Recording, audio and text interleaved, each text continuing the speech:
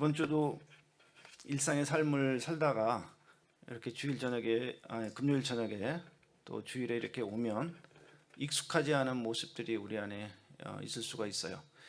그래서 그것을 평일이나 또 이렇게 금요일 저녁이나 또 토요일이나 주일이나 항상 이렇게 평균적으로 똑같도록 자신을 자꾸 훈련하고 단련하는 것이 좋습니다. 일을 할 때나 또 내가 어디를 다닐 때나 무엇을 할 때나 항상 그 성령에 민감해서 하나님 나라 일들을 많이 묵상하고 생각하고 그것들에 집중하면 월요일부터 주일까지 평평해져요.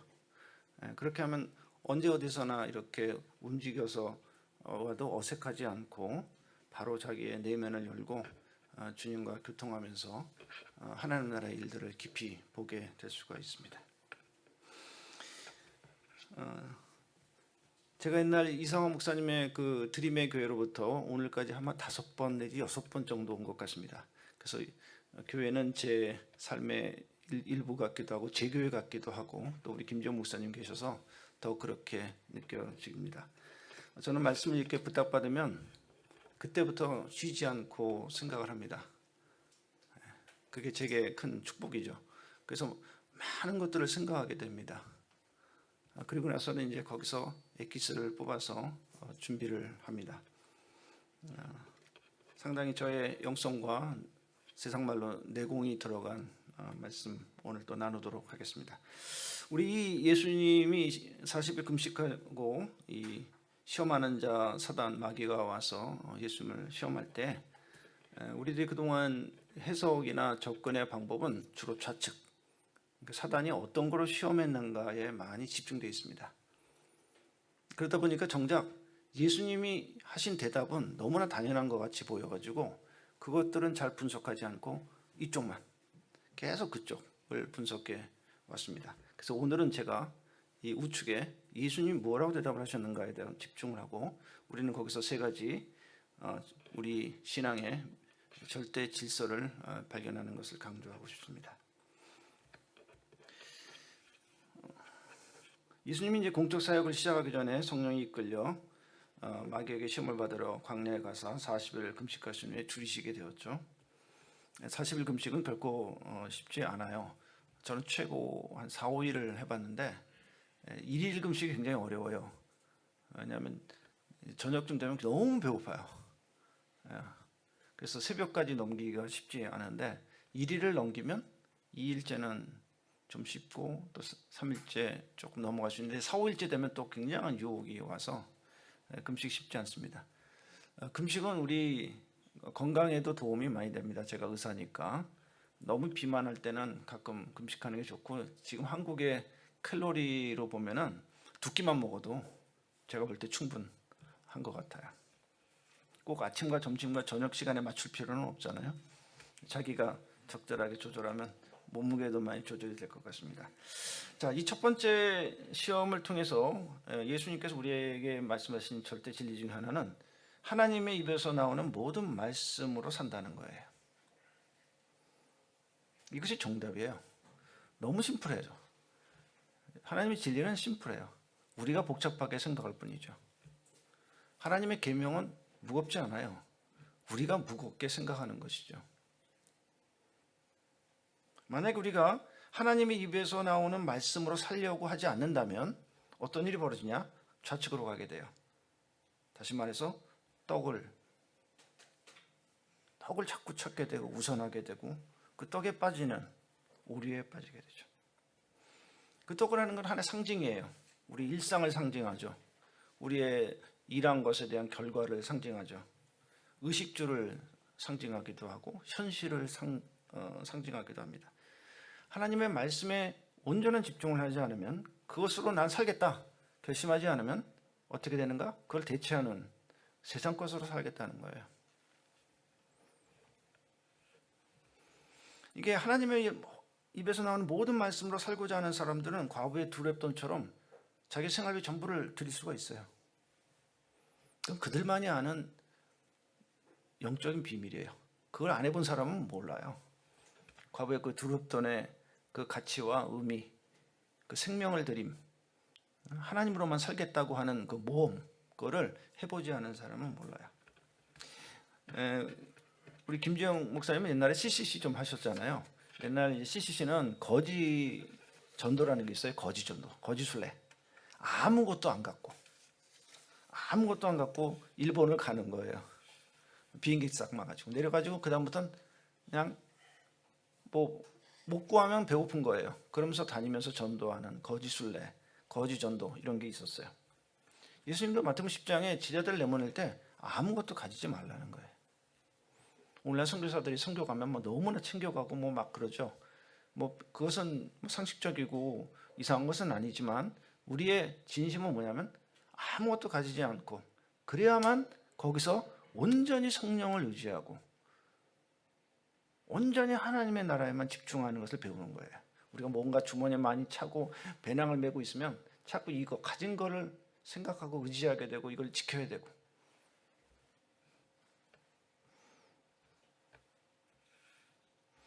초대교회는 성도들이 많은 재산, 자기 재산을 전부 갖다 드린 거예요.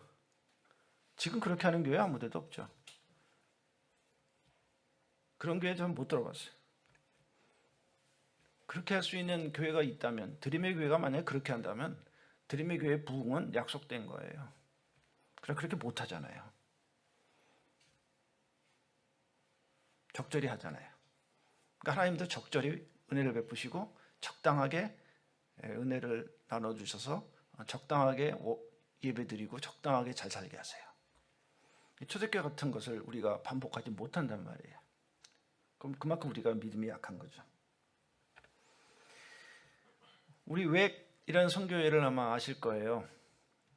웩에 이제 내년쯤 되면은 최초로 한국인 총재가 등장합니다. 박경남 선교사라고 우리 한국누가회 후배인데 원주대학교 의과대학을 나왔어요. 아프가니스탄에서 일하다가 이제 한국 본부에 와서 본부장으로 또 일하는데 지금 국제본부에 이제 부대표로 일하는데 이번 이제 외국인 서구 선교사가 임기를 마치면 우리 박경남 선교사가 아마 유일하게 한국인으로는 국제적인 이 단체 총재에 취임하게 됩니다.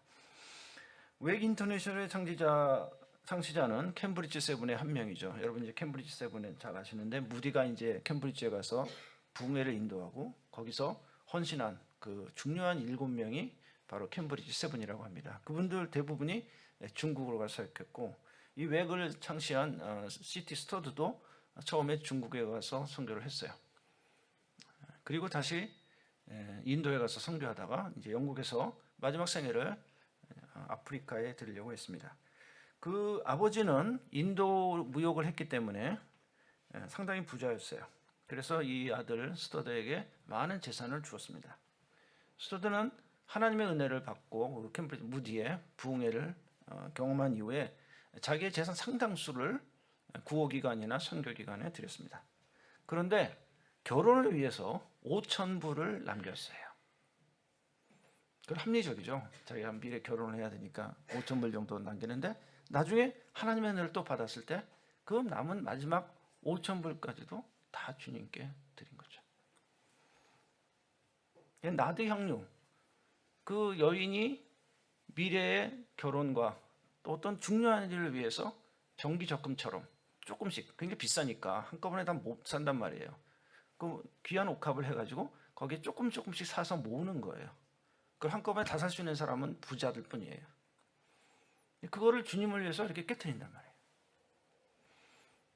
대단한 믿음이죠. 그렇게 할 수 있는 사람 많지 않아요. 여러분의 가진 것을 과감히 깨고 이렇게 할 수 있어요?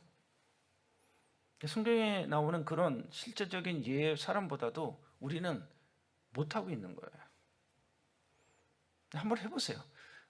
해봐야만 그것이 믿음인 거예요. 한 만큼 믿음이 성장하고 영적인 비밀을 깨닫는 거예요. 그 예수님이 칭찬해 주셨잖아요. 자기의 죽음을 예비했다. 오늘 성금요일에 여러분은 예수님의 죽음을 위해서 무엇을 준비하셨나요? 무엇을 준비했어요? 그 여인과 같이 나드 향유를 준비한 사람이 있나요? 자기가 가진 최고의 것을 예수님을 장사 지내기 위해서 그 죽음을 준비하기 위해서 드린 사람이 있나요?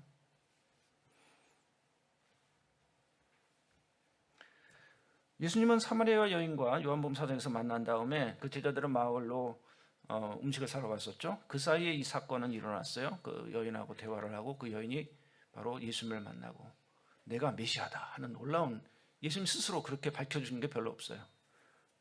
내가 메시아다. 그러니까 엄청난 선물을 주죠.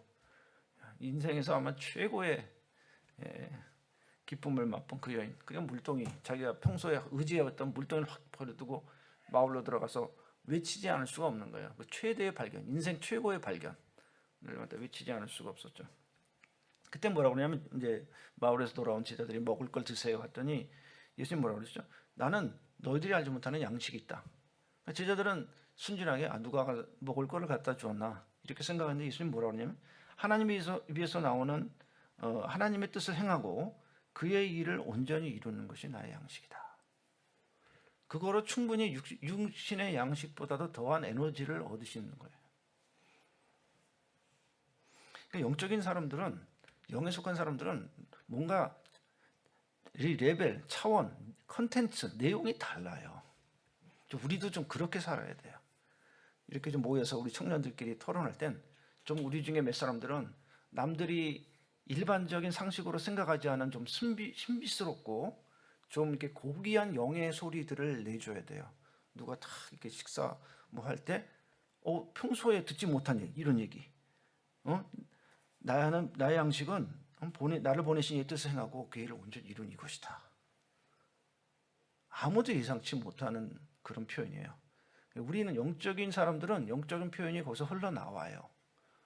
우리 드림의 교회가 그런 영적 표현들이 우리 찬양할 때도, 서로 토론할 때도, 일상의 교제 속에서도 그런 표현은 처음 들어본 거야. 대박. 이런 표현 우리가 반응할 수 있을 정도의 그런 이제 대답을 쏟아낼 수 있는 기도의 사람들, 영의 사람들, 그런 사람들이 많기를 제가 바랍니다. 선교사들은 No Bible, No Breakfast라는 그런 신조를 갖고 있어요. 아침에 아침 먹기 전에 반드시 성경, 그러니까 말씀을 읽지 않으면 아침을 먹지 않는다. 물론 이것이 너무 이제 절대화되는 것은 맞지 않죠. 여러 가지 상황의 변화가 있을 수는 있지만 항상 이 하나님의 말씀을 우선을 하는 것에 선교사들의 정신이었다는 거죠. 근데 이제 이 말씀을 이제 이 시대에 적용해 보면, 이 시대는 한마디로 딱 정의하면 노 바이블, 노 가수로 살고 싶어 하는 거예요. 이 포스트 모더니즘은 더욱 그래요. 노 바이블, 노 브레이크퍼스트. 다 모든 게 에고이즘이거든요. 자기 중심이에요. 더 나아가서는 나르시즘이에요. 에고이즘보다 더 독한 게 뭐냐면 나르시즘. 에고이즘은 그냥 자기 중심주의죠. 나르시즘은 자기애예요. 그냥 자기밖에 없어요. 이 시대는 정말 자기뿐이에요. 나 홀로 산다 그런 프로그램도 박나래 씨가 거기 인기예요. 나 홀로 사는 분들이 많거든요. 나 홀로 사는 게 뭐냐면 자기가 왕이야. 자기가 거기서 모든 걸 자기 주인같이 자기 모든 일상을 주도해. 거긴 바이블이 가시 들어갈 틈이 없어. 그게 지금 나르시즘의 세상이에요. 그게 극단주의라는 거예요. 지금 극단성이 너무 많이 나타나요. 정치에도 나타나고 경제에도 나타나고 사회도 나타나고 우리 언어에도 나타나고 우리의 여러 가지 영역에서 극단성이, 옛날에 몰랐던 그 극단성들이 너무 많이 나타나서 우리도 놀래요. 깜짝 놀래. 당황해. 오늘은 어떤 또 극단적인 놀라움이 일어날까? 깜짝 놀랄 수. 우리 항상 이 놀라는 세대에 살고 있어서 두렵고 참 어떨 땐 막 비참하기도 해요. 예수님은 이 40일 금식 시기니까 얼마나 극한 상황이고, 또 예수님이 거기서 돌로 똑똑이를 좀 만들었고 풀로 똑똑이를 만들고 풀로 좀 이 샐러드를 만들고 이랬다고 해서 예수님은 잘못한 게 있겠어요? 그 자체가 잘못한 건 아니에요. 예수님 그 제자들이 안식일에 밀밭에서 이삭을 잘라 먹었잖아요. 그것을 이제 바리새인들은 뭐냐면 타작했다 이거예요. 주일에 일했다. 잘못됐다. 예수님 무슨 얘기를 듣냐면 다윗이 그 성전 안에서만 제사장이 먹을 수 있는 진설병을 먹었다. 그 사건에 도입함으로써 제자들이 그 진설병을 먹은 다윗과 동료 내지는 더 위대한 존재, 그리고 나서 뭐라면 안식일 주인이 나다. 그러니까 주인이 예수님이니까 안식일에 어떤 일을 해도 주인이 오케이 하면 되는 거죠. 예를 들면 이 집에서 여기가 제 집인데 사람들이 와서 애들이 와서 막 놀고 이러는데 막 물건도 건드리고 꺼뜨리고 책도 꺼내고 뭐 마이크도 만지고 이러고 막 제3의 사람들이 왜 그러냐 막 이렇게 뭘 할 때 내가 주인인데 내 마이크의 주인이고 저거의 다 주인인데 얘들 놀게 둬. 마음대로 놀게 둬. 내 건데 왜 네가 방해하고 네가 못하게 하는 거야. 그 똑같잖아요. 내 안식의 주인이니까 안식일에 제자들이 먹게 되는데 왜 너희들이 뭐라고 그러냐는. 예수님의 이 일상에 대한 관점은 우리가 생각하는 그 제한이 별로 없어요. 우리가 좀 크리스천들로서 자유를 무한대로 좀 가져야 돼요. 제가 언젠가 한번 리빙 바이블에서 읽었는데 다윗이 이제 밧세바랑 범죄하잖아요. 그때 그 표현에 그 성경에 그런 표현이 있었어요. 뭐냐면 네가 원하면 내가 여자들을 더 줄 텐데 왜 밧세바랑 범죄를 하느냐. 깜짝 놀랐어요. 물론 뭐 다윗이 더 여인들을 바라고 그러지도 않았겠죠. 그러나 하나님은 더 줄 수도 있는데 왜 그런 일 갖고 범죄하느냐는 거예요. 그러니까 그런 작은 죄에 빠지지 말란 뜻이에요. 여러분도 작은 죄, 은밀한 죄에 빠지지 마세요. 하나님 여러분에게 더 엄청난 일과 엄청난 비전을 주시고 엄청난 일을 하기 원하시는데 여러분 조금 작은 영역에서 자꾸 빠지지 말고 거기에서 자기 머물고 자신을 거기다 제한하고 국한하고 거기서 재미 보고 이런 일을 하지 말라는 거예요.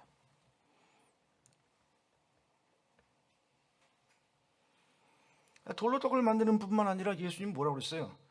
누가복음 3장 8절에는 하나님이 능히 이 돌들로도 아브라함의 자손이 되게, 돌이 떡이 되는 정도가 아니라 돌이 사람이 돼버려. 그런 능력을 행하실 수 있는 분이에요. 이 돌들로도 아브라함의 자손이 돼서 구원에 이르게 하실 수 있는데 사실 우리도 진흙이잖아요. 진흙인데 하나님의 나라에 쓰임받게 해주잖아요. 거의 비슷한 얘기. 돌이 떡 되는 거는 하나님의 이 권능에 그냥 하나의 정말 지극히 작은 일이에요. 돌로 아브라함의 자손도 해주시는 분이 돌로 떡덩이. 그러나 여기서 떡을 먹는 그 우선이 아니라 예수님은 그 배고픔의 극단적인 상황에서도 하나님의 말씀이 우선이라는 거.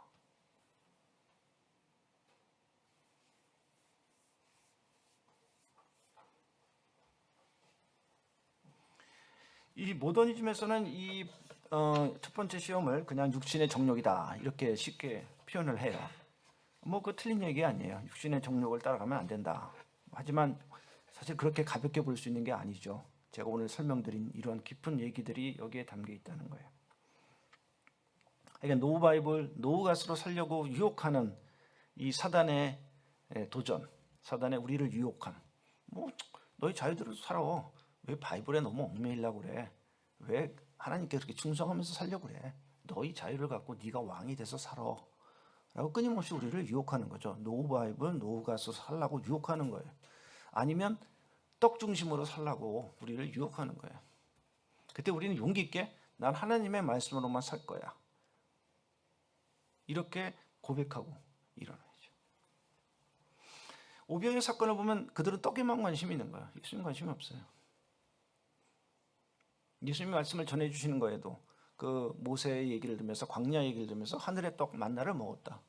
그리고 하늘에서 내려오는 양식 자기를 먹으라. 예수님 참 이게 보면 자기 살을 먹고 자기 피를 마신다. 이러니까 이제 예수님 당시 기독교가 이제 식인종으로 오해받는 로마로부터 배척받는 한 이유가 되기도 했지만 그러나 우리가 생각하지 못하는 그런 표현들을 쓰시면서 하나님의 깊은 그 영적인 세계를 표현해 주는 거예요. 예수님의 살을 먹고 예수님의 피를 마시는. 그러니까 예수님과 한 몸이라는 거. 사실 예수님과 한 몸이라는 표현도 쉽지 않은 표현이에요. 부부가 한 몸이라는 것도 어려운데요.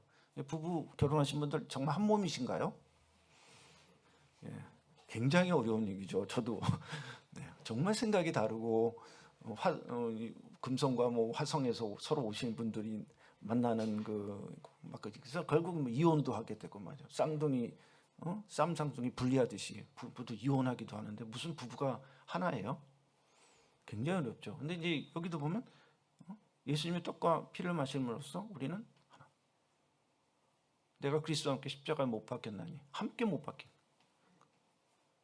그런 어려운 표현들이 있지만 영적인 것을 자꾸 눈을 열면 그것이 그냥 자연적으로 이해가 되는 거예요.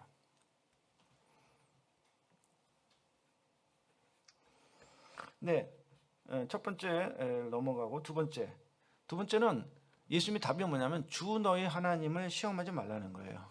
성경에는 이제 시험에는 두 가지가 있죠. 템프트, 유혹하는 거. 그다음에 테스트가 있어요. 여기 첫 번째에서는 유혹하는 거죠. 예수님이 템프트 하는 거죠. 여기 두 번째 주 너희 하나님을 시험하지 말라는 건 주 하나님을 테스트하지 말라는 거예요. 말라기 3장 10절에 보면 이제 11조를 하도 하나님 것을 도적지 않으니까 최소한 11조를 드려라. 그래서 하나님이 너희를 축복하지 않았는지 너희 곳간을 채우지 않았는지 시험해봐라. 그건 템프트가 아니라 테스트예요. 하나님의 능력을 테스트해보라는 거예요. 그러나 야고보 1장의 말씀은 하나님은 누구도 시험하지 않으시고 시험받지도 않으신다. 그때는 템프트예요. 그러나 사실 더 나아가면 주 하나님을 여기서 시험치 말라고 한 건 테스트하지 말라는 거예요. Don't put your God to test. 말라기 3장 10절에 말라기 선지자도 오죽했으면 하나님을 테스트해보라고 그런 거예요. 진짜 테스트하라는 뜻이 아니에요. 그러니까 11조 지금도 드려서 하나님 보고 주실까 마실까 기다리지 말라는 거예요. 그렇게 테스트를 하지 말라는 거예요. 오죽했으면 말라기 선지자가 너무 이분들이 부패해서 사니까 거기서 최소한 그리고 그렇게 해서 하나님을 한번 테스트해보라고 선지자의 그 안타까운 마음을 표현한 것이지 그것을 그냥 일상에서 이렇게 적용하는 내용이 아니에요. 여기서 예수님은 뭘 얘기하고 싶을까요? 제발 좀 하나님 좀 그만 시험하라는 거예요. 제발 좀 하나님 좀 그만 시험해 보세요. 너무 하나님을 테스트하고 우리가 살잖아요. 여기 보면 거룩한 성으로 데려가서 성전에서 뛰어내리게 해요. 거룩한 것을 이용해서 교회라든지 선교라든지 뭐 거룩한 봉사라든지 여러 가지들 그 기독교의 이름을 이용해서 거기서 무언가를 하려고 하는 거죠. 거기서 하나님을 시험하려고 하는 거예요. 여러분 얼마나 하나님을 많이 시험하고 비상식적인 일, 비이성적인 무모한 일을 벌이면서 하나님께서 그것을 해결해 줄 것처럼 내가 뛰어내리면 하나님이 이렇게 탁 보여준다. 하나님께서 우리를 뭐 독수리 날개로 업어도 주시고 또 우리의 산성도 되시고 피난처가 되시니까 보호해 줄 것도 같죠. 예. 그럼 하나님의 능력을 그런 데 써먹지 말라는 거예요. 예를 들면 교회를 세습해 놓고 하나님 제발 인정해 주십시오. 제발 부탁드립니다. 하나님을 테스트하는 거. 그럼 하나님 뭐 어떻게 하겠어요, 그거를? 마태복음 16장의 그 베드로의 반석 이야기. 내가 땅에 무엇이든지 매면 하늘에서도 매일 것이요. 내가 땅에서 무엇이든지 풀면 하늘에서도 풀리라. 이걸 넓게 자의적으로 해석해가지고 세습해놓고 제발 인정해 주십시오. 우리는 이걸 다 당회의 결정, 공동의회의 결정으로 이렇게 했습니다. 그럼 하나님도 그걸 인정해 줘야 되는 거예요.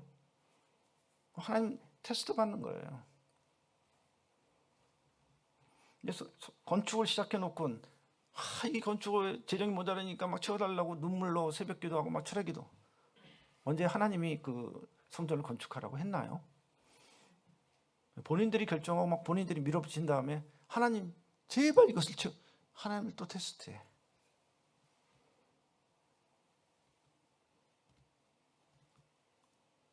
그것뿐인가요? 우린 매일매일 하나님을 테스트하고 사는지 몰라요. 안양에 이제 뭐 기독병원에서는 저 아프리카의 스와질란드라는 거기서 의과대학을 세우려고 했어요. 많은 사람들이 왔다 갔다 하고 뭐 회의도 하고.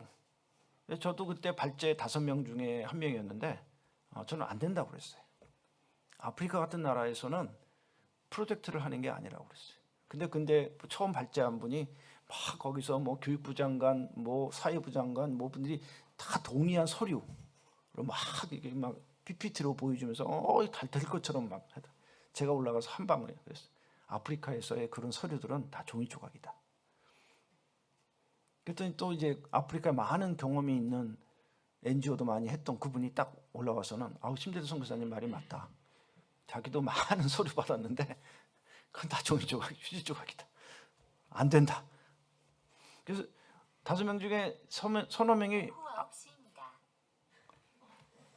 안 된다고 했는데, 그렇게 안 된다고 했는데 막 밀어붙이는 거예요. 그리고 거기에 이사장이란 분이 그 나라에 도착했는데 비행기 트랙에서 내리는데 십자가의 환상이 보였다. 이제 이 나라에는 의과대학 프로젝트가 될 것이다. 아니요, 지금까지 안 됐어요.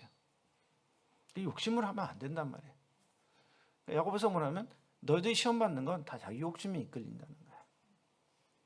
우리 욕심대로 해놓고 하나님을 막 테스트해, 하나님을 협박해, 하나님을 막 핍박해. 하나님 허락해 주세요. 허락하는 것처럼 해주세요. 우리 하나님이 해준 거 믿고 합니다. 하나님이 헐 그러시죠. 기가 차죠. 제발 이제 그런 일 좀 그만하라는 거예요. 성전에서 뛰어내리고 하나님 보고 받아달라고 하면 어떡해. 그리고 성전에서 뛰어내리는 건 자살을 연상케 해요. 그죠? 하나님께서, 예수님께서 교묘하게 오늘날 자살에 대해서 언급하시는 거예요. 오늘 얼마나 자살이 많아요. 한국은 자살 1위국이잖아요. 또 아파트도 높아가지고 뛰어내릴 때가 너무 많아. 일본 같은 데는 전부 층이 낮아서 뛰어내리기가 어려워요. 뭐 다리 좀 다치고 뭐 이 정도겠죠. 우리는 너무 아파트가 많아요. 학생들 막 스트레스 받다가 뛰어내려. 성적 떨어지는 어떤 성적인 추행당해 또 뛰어내려. 우리도 뭐 그런 충동을 받았을지도 몰라요. 지금 뭐 조민이라는 학생은 저희 걱정돼요. 어제 뛰어내리지 않을까. 그 외 중독도 문제예요. 중독은 그 영역에 자기가 뛰어내리는 거나 똑같아요. 게임 중독에 빠지잖아.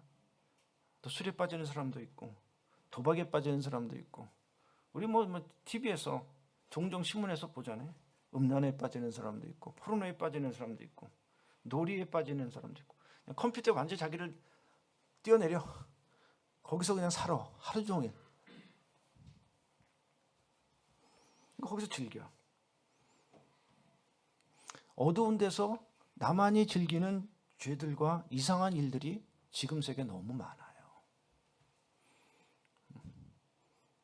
지금 이제 남을 가르치지 말고 이 세 손가락은 자기를 가르치잖아요. 여러분들 안에, 제 안에 아무도 모르고 심지어 아내도 모르고 자기 친구도 모르는 나만의 은밀한,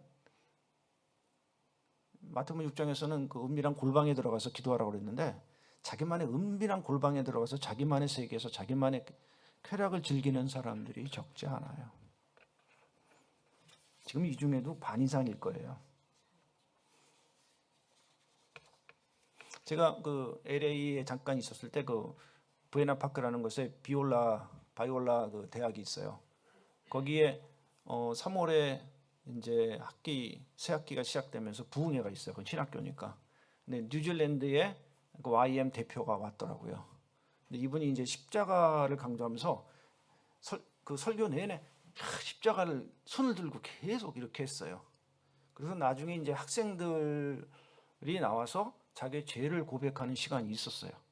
근데 어떤 형제가 나와서 제 죄를 고백합니다. 이렇게 해가지고 다들 웃었죠. 그분을 흉내내는 것 때문에. 근데 뭐냐면 저도 깜짝 놀랐어요.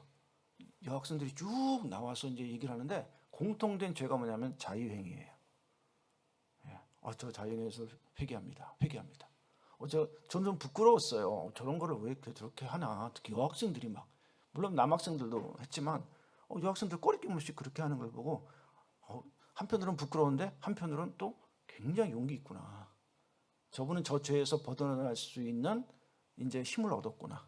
왜냐하면 숨기면 나만 혼자 예수님께 회개하고 넘어가면 될 것 같죠? 그게 되지가 않아요. 남편은 아내한테 모든 걸 고백하는 게 좋아요. 이메일도 하나만 쓰는 게 좋아요. 우리 알바니에 있는 최조영 선교사는 남 부인과 함께 꼭 하나의 계좌, 하나의 카톡만 써요. 아무것도 감추는 게 없고 투명하게 다 해요. 그게 좋은 거예요. 그러면 넘어지지 않아요.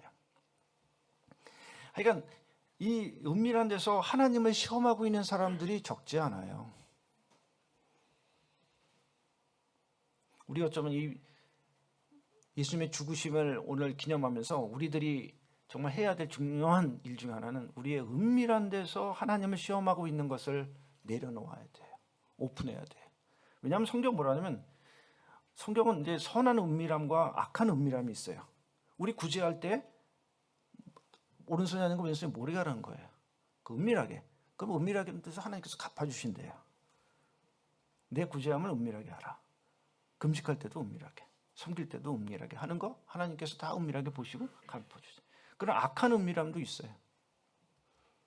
은밀한 데서 한 거 어떤 사람들은 나중에 너희들이 어둠 속에서 한 거 다 빛의 가운데 환한 데서 스스로 드러내게 한단 말이에요. 감출 수가 없어요. 다 드러나요.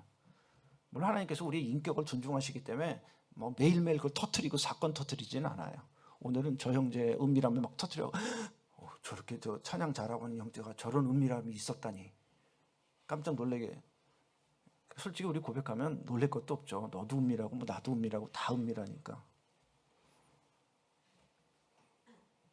성경에 보면 출애굽기 17장 7절에 보면 마사 무리바에서 그 물이 없으니까 막 그 출애굽한 그들이 물이 없으니까 막 고나니까 예수님처럼 막 40일 금식한 것도 아닌데 막 그 지쳐가지고 막 원망하니까 그 무리바에서 이제 모세 지팡이를 쳐서 거기서 물이 나오게 해서 그들이 또 하나님을 시험하는 거예요. 하나님을 테스트하는 거예요. 히브리서 3장 17절에 13절 보면 광야에서 시험하던 날에 거역하던 것 같이 너희 마음을 완고하게 하지 말라. 40년 동안 그들이 예수님을 하나님을 계속 시험했어요. 성경에 다 기록되지 않았죠. 날마다 시험했을 것 같아요. 또 이놈이 안 하면 저놈이, 이 족속이 안 하면 저 족속이. 하나님은 그냥 끊임없이 하나님 40년 동안 시달렸어요. 오죽하면 그들을 가나안 땅에 들어간 걸 포기하게 만들었을까. 그 자비하고 인자하신, 영원히 자비하시고 영원히 인자하신, 인애하신 그 하나님이 이 백성은 포기했어. 그리고 오직 갈렙과 여호수아의, 그리고 그들의 20세 이하의 자손만 다시 들어가게 해줘. 너무 지쳤어 하나님. 그건 제 표현이에요. 하나님 지쳤다는 건 지치실 리가 절대 없지만 제 표현이에요.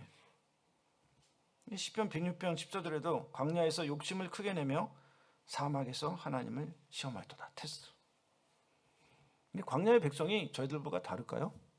우리는 뭐 광야 백성들을 막 비판하죠. 어떻게 저렇게까지 할 수 있냐. 그 10개의 기적을 보고 막 출애굽하고 홍해를 건넌 저 사람들이 어떻게 하나님에 대해서 이렇게 대적하고 금송아지를 만들어서 모세가 시내산에 가 있는 동안에 또 하나님을 거역할 수가 있니? 라고 우리 상식으로 볼 때 도저히 이해가 안 되는 용서 못할 사람인데 바로 그들이 저희들이에요. 우리 일생 내내 동안 하나님을 시험하고 있는지 모른다. 우리 자녀를 통해서 또 하나님을 시험해요. 자녀들의 성공을 바라면서 하나님을 시험해. SKY 대학 중요하지 않아요. 먹고 사는 것에 대해 얽매이면 다시 첫 번째 시험에 가서 노바이블, 노갓을 놓치고 이제 그쪽에 매이는 거예요. 계속 우리는 줄타기 하고 있어요. 스윙한단 말이에요. 오늘은 정말 하나님 말씀 살아야지. 그러면서 또 이렇게 또 이쪽으로 왔다가 계속 왔다 갔다 하고 있잖아요. 하나님 시험하지 않는 것 같다가도 막 시험해. 내 안에서 의심하는 것도 시험하는 거예요. 오늘 어떻게 먹고 살까?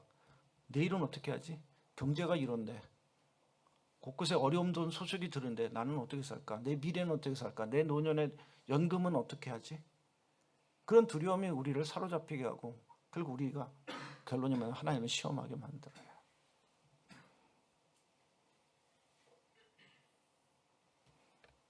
제발 우리 그리스도인들은 거룩함을 빙자해서 하나님을 시험하는 일이 더 이상은 없도록 해야 돼요. 세 번째 우리 절대 질서는 주 너희 하나님께 경배하고 다만 그를 섬기라는 거예요. Worship the Lord your God and serve Him only. 이게 세 번째 하나님이 이 시험 통해서 우리 가운데 말씀하시고자 하시는 절대 질서죠. 제일되고 영원하고 정확한 진리예요. 만약에 이렇게 하나님을 경배하고 섬기지 않으면 어떻게 돼요? 또 좌측으로 가게 돼요. 세상 영광을 바라게 되고 거기에 것들을 취하려고 사단과 타협하고, 사단에게 절까지는 안 할 수 있겠죠. 사단과 타협해버려요. 자기 자신의 죄와 타협해버리면서 이제 하나님을 경배하는 일을 놓치게 되는 거예요. 이 타협하는 자체가 하나님을 놓치는 거예요. 이걸 안 하고 있는 거, 행위를 안 하고 있는 자체가 아닌 거예요. 자, 조금 더 생략하고요. 사실 이 사단이 말하는 이건 내 거다. 물론 예수님도 요한복음에서 사단을 이 세상 임금이라고 했어요.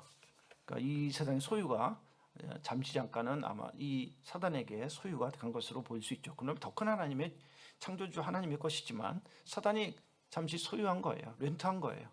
그좀 자기 것으로 생각을 하는 거죠. 그렇게 이제 유리하면서 사람들을 그거 갖고 유혹하는 거예요. 내가 이런 많은 영광을 줄게, 많은 권세를 줄 테니까 이거를 따라오라는 거예요.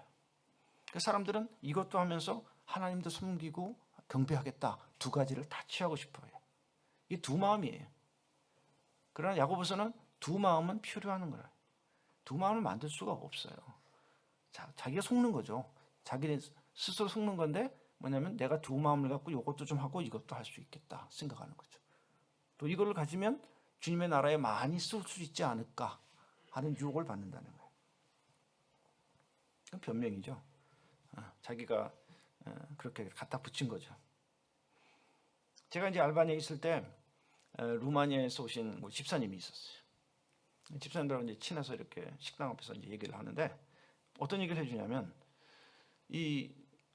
그런 공산주의 국가들이 막 공산주의를 벗어나면 굉장히 기회가 돼요. 저도 알바니아 이제 그 티라나 수도에 그 코카콜라라는 곳이 들어오고 있는 그 큰 땅 몇만 평을 살려고 그랬었어요. 뭐 저는 부동산을 하려고 생각한 게 아니라 여기에 이제 병원이나 여러 가지들을 생각했던 거죠. 또 저만이 아니라 우리 선교사들을 위한 여러 센터를 이제 생각했는데 결국 되지는 못했어요. 근데 이제 루마니아에 그 선교사들이 가서 집도 사고 뭐 땅도 사고 막 이랬나 봐요. 그런데 이제 그런 나라들은 통화 가치가 굉장히 약해져 있어요. 그러다가 이제 민주주의가 되면 통화 가치가 막 오르는데 땅값과 집값이 1000배나 올랐다는 1000배. 뭐 100배도 아니에요. 1000배. 다 부자가 됐다는 거예요, 선교사들이. 근데 그 집사님들이 얘기해요. 집사님들 얘기니까 제가 뭐 확인한 건 아니에요. 그런데 이제 교단에서 또는 선교단체에서 이제 너 다른 데로 이동해라 하니까 선교사들이 이게 너무 아까운 거야. 그래서 그 교단과 선교단체 명령에 의해서 옮긴 사람이 유일하게 순복음의 한 선교사였다고 그 집사님이 저한테 직접 얘기해 줬어요. 물론 그분이 뭐 모든 것을 정확하게 진실을 알고 뭐 얘기를 한 거라고는 제가 볼 수 없지만 제가 그 얘기를 듣고 같은 선교사로서 조금 찔리면서 그냥 조용히 들었죠. 막 그 나쁜 놈들 뭐 이렇게 할 수는 없잖아요. 그건 저를 욕하는 거잖아요. 그런다는 거예요. 막상 그 결정적인 순간에, 그러니까 이게 어려운데 결정적인 순간에 예수님이 40일 동안 금식하신 그 순간에 이런 때에 정말로 제대로 결정하는 사람, 제대로 표현하는 사람이 진짜 믿음이에요. 평소 때는 뭐 나 정말 믿음 좋아 찬양해 뭐 손도 그것도 믿음이라고 안 보는 건 아니에요. 그러니까 진짜 믿음, 정밀한 세밀한 믿음은 정말로 내가 극한 순간과 어려움에 있을 때 이렇게 1000배나 부자가 됐을 때 교단에서 이동해라 했을 때 그걸 기꺼이 내려놓는 다시 그거 선교비로 샀을 거 아니에요. 자기 재산이 아니란 말이에요.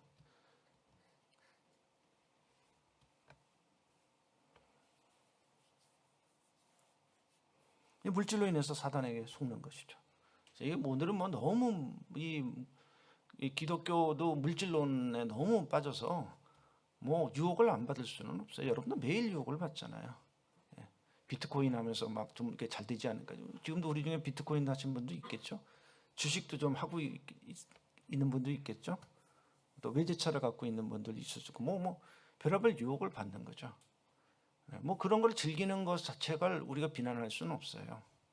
그러나 우리 중심이 결정적인 것에 이런 것을 다 내려놓을 수 있고 주 하나님만을 경배하고 섬기겠다 할 수 있다면, 그럴 용기가 있다면, 그런 결정을 할 수 있다면 이것도 즐길 수 있는 권리가 있어요. 근데 이것도 못하면서 이것도 취하면 이게 이제 문제인 거예요. 두 마음이란 말이에요.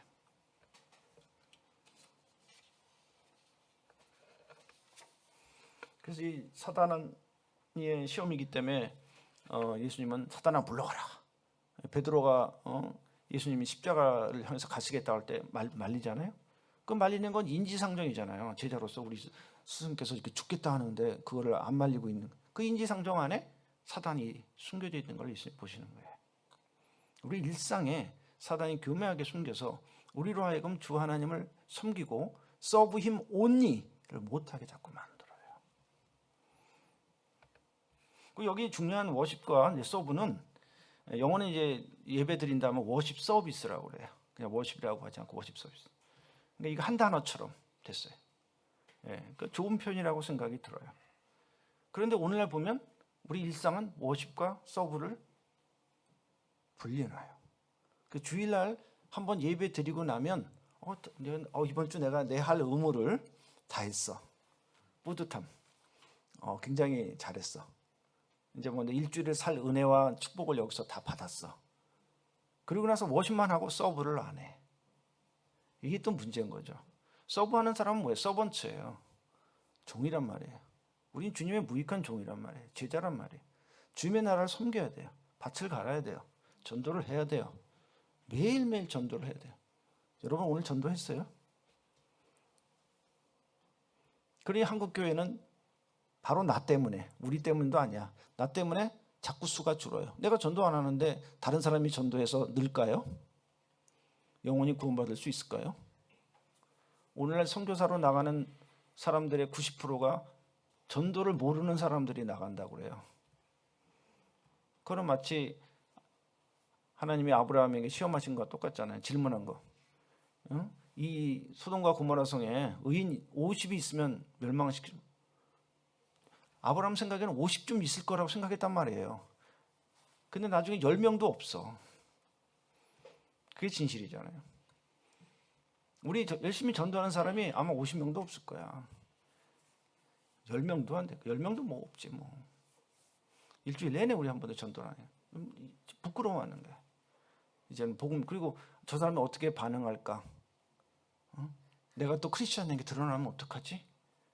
또 고립되지 않을까? 그 사람들 그다음부터 나를 너무 지켜보지 않을까? 나를 너무 극단적으로 보지 않을까?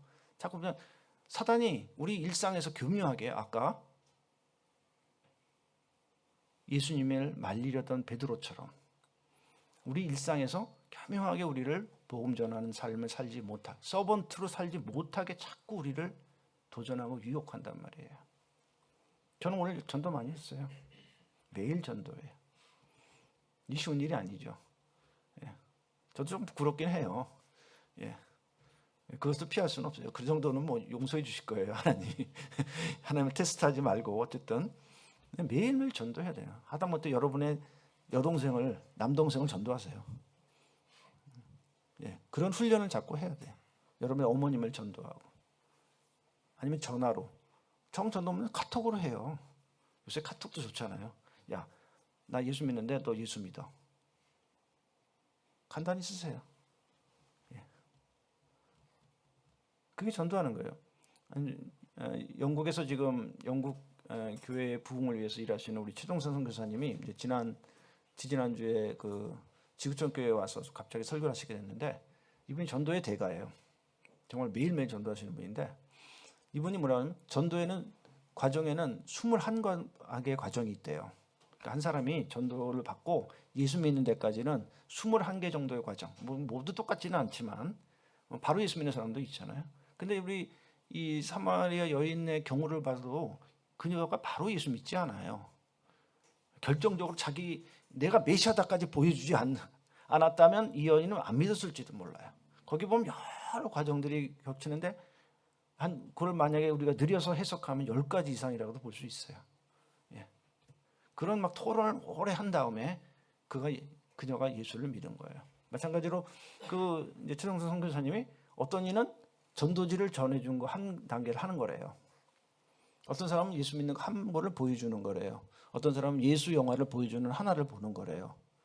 이런 것들이 뭉쳐가지고 연속해서 예수를 믿는다고 그래요. 그럼 우리는 내가 전도해서 꼭 예수 믿으라는 결과가 없을 수 있어요. 그렇게 좀 자기를 용서하고 나는 그 한 과정에 21개 과정 중에 한 역할을 하는 거다라고 가볍게 생각하고 오늘 카톡에다가 다른 말 많이 쓰지 말고 끝에 많이 쓰다가 나 근데 예수 믿고 오늘 이 금요일 가서 은혜를 엄청 받았거든. 너한테 예수란 말을 안 해주면 나 오늘 큰일 나. 이렇게 해서 이제 너 예수 믿어. 내가 교회 좀 초청할까? 이렇게 꼭 하셔야 돼. 그럼 내가 21개의 과정에 한 개의 과정을 그 친구한테 더하는 거예요. 이해하셨죠? 그러니까 나 때문에 꼭 예수 믿어야 되는 건 아니에요. 그래 그 과정에 내가 한 역할을 해야 되는 서번트란 말이에요. 여러분 서번트예요. 서브해야 돼요. 워십만 하고 서브를 안 하니까 워십도 은혜가 안 되고 서브는 아예 없어. 분명히 예수님은 뭐라고 했어요? 워십 앤 서브야. 이 두 개가 같이 가야 되는데 오늘날 크리스천들이 이제 뭐 이 코로나 핑계를 대가지고 워십만 해.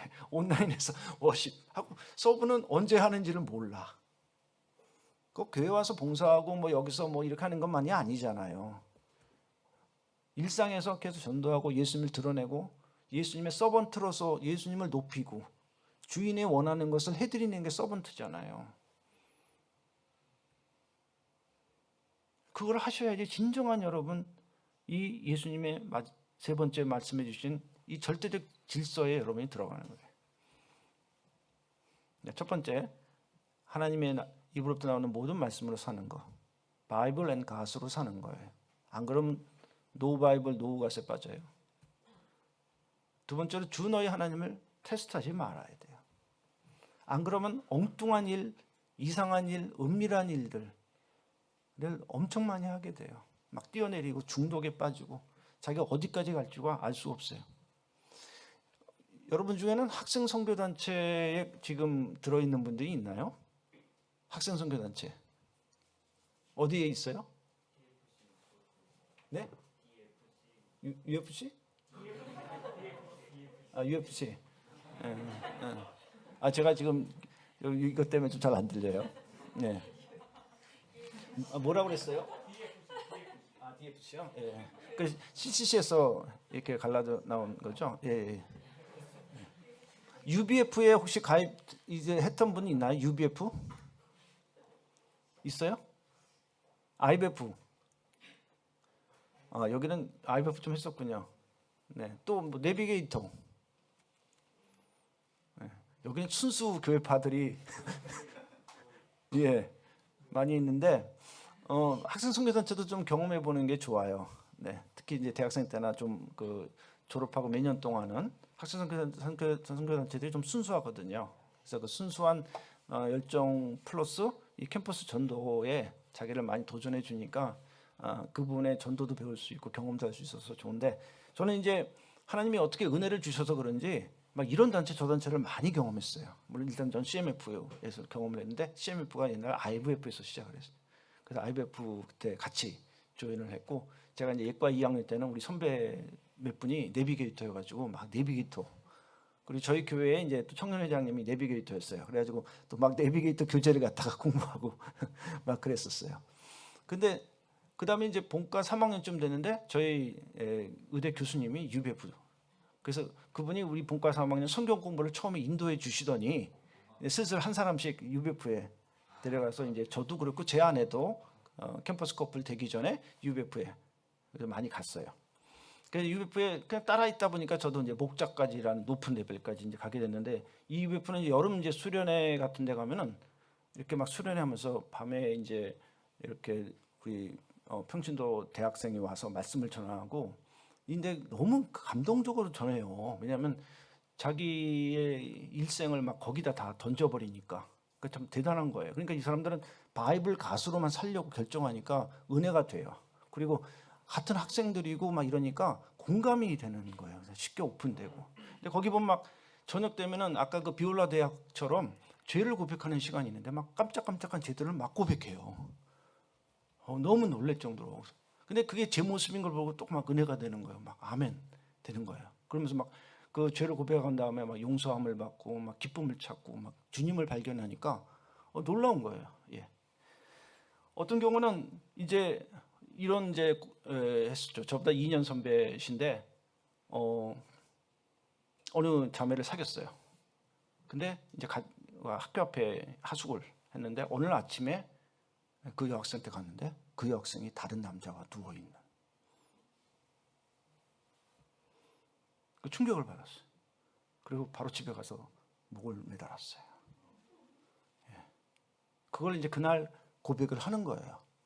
그 고백을 하니까 내가 조용 아무 소리를 낼 수가 없을 정도로 다들 그냥 얼어버렸어요. 너무 충격은. 자기 옛날 고백을 하는데 아무도 몰랐던 거예요.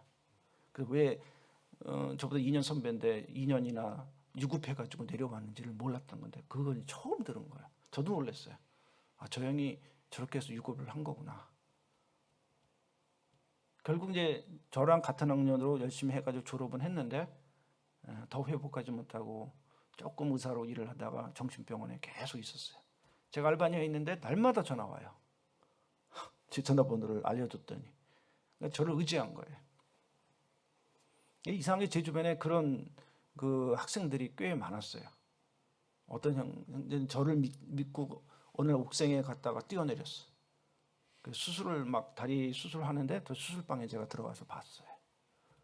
그들은 또 학교를 못 다녔어요. 어떤 여학생은 우리 교양학부 3층에서 뛰어내렸어.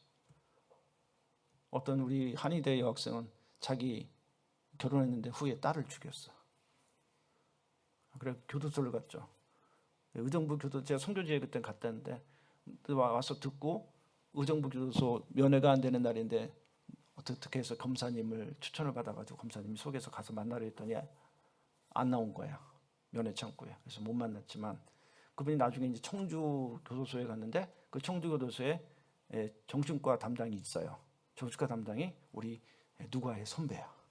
저한테 전화가 왔어. 누구누구를 아느냐. 이제 의정부 교도소에 있다 글로 옮긴 거야. 그래서 제가 그 다 설명을 했어요. 우리 선배께서 잘 봐주셔가지고 아마 그대로 풀려났다고 제가 들었어요. 이게 참 우리 옛날의 일상인데 그 지금의 일상은 다를까요? 더 무섭죠? 더 자살도 많고 더 은밀하고 더 놀라운 일들, 극단적인 일들이 지금 많이 진행되고 있어요. 하나님을 정말 시험하지 마셔야 돼요. 하나님의 입으로 나오는 말씀으로만 살아야 돼요. 그러지 않으면 이 극단적인 일에 자기도 모르게 빠지게 되는 거예요. 속는 거예요. 사단한테 속듯이. 베드로가 속고 있듯이. 의도하지 않았던, 의도했던. 그리고 우리는 하나님만 섬기고 그분을 섬겨야 돼요. 하나님만을 경배하고 그것이 오늘 예수님께서 이 세 가지 시험에서 보여주신 세 가지 절대 질서예요. 여러분 그렇게 살고자 결심하십니까? 오늘 이 예수님께서 죽으신 것은 바로 이 세 가지 절대 질서와 우리가 연관되는 거예요. 예수님은 그렇게 사셨고 예수님은 자신을 서번트로 생각하시고 하나님의 명령에 순종해서 끝까지 이루고자 하셨고 다 이루셨어요. 그것이 오늘이죠. 여러분 드림의 교회가 예수님의 이 절대 질서를 다 이루시는 귀한 교회가 되기를 바랍니다. 여러분이 과거 은밀한 데서 에고이즘이나 나르시즘에 빠져서 그 죄들을 즐기던 것에 지나온 시절이 좋게요. 더 즐기지 않으셔도 돼요. 이제는 이쪽에도 봐서 확실하게 구분짓고 이쪽의 삶을 살 수 있도록 이 세 가지 절대 질서 안에 여러분 모두를 사시기를 바랍니다. 이 얘기는 저한테도 하는 것이고 남은 생애 동안 여러분의 오랜 많은 세월 동안 이렇게 사실 수 있는 그러면 하나님의 깊은 영적인 세계를 좀 맛보는 그 내밀한 세계에 맛보는 것 때문에 우리 일상의 표현이나 단어를 사용함에 있어서 놀라운 일들이 자꾸 표현되는 그런 드림의 교회, 멋있는 교회, 정말 이 드림, 영적인 드림, 예수님의 드림이 드러나는 귀한 교회가 되시기를 축복드립니다.